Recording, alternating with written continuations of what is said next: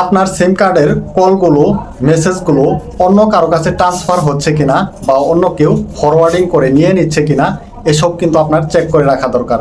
কারণ আপনাকে কেউ কল করলো সেটি কিন্তু আপনার কাছেও আসবে বা অপরজনের কাছেও, যিনি হ্যাক করেছেন তার কাছেও চলে যাবে। তো এসব কিভাবে চেক করবেন যে আপনার সিম কার্ডের কলগুলো অন্য কারো কাছে ট্রান্সফার হচ্ছে কিনা, আমি এক্ষুনি দেখিয়ে দিচ্ছি। একটি কোড ডায়াল করেই আপনি এক্ষুনি চেক করে নিতে পারবেন। কিভাবে করবেন তো চলুন দেখে নেওয়া যাক। তো এটি চেক করার জন্য প্রথমে আপনার মোবাইল ফোনের ডায়াল পেডে চলে যাবেন। এবার এখানে একটি নাম্বার উঠাতে হবে, *6*2#। এই নাম্বারটি তুলে আপনি এখান থেকে ডায়াল করে দিবেন। যেই সিমেরটা চেক করতে চাচ্ছেন সেই সিমটা এখান থেকে সিলেক্ট করে দিবেন। তারপরে কিন্তু আপনার এখানে একটি নোটিফিকেশন আকারে দেখাবে যে আপনার সিম কার্ডের কোনো তথ্য অন্য জায়গায় ফরওয়ার্ডিং হচ্ছে কিনা। তো আমার এখানে কিন্তু সবগুলোই নট ফরওয়ার্ডিং দেখাচ্ছে।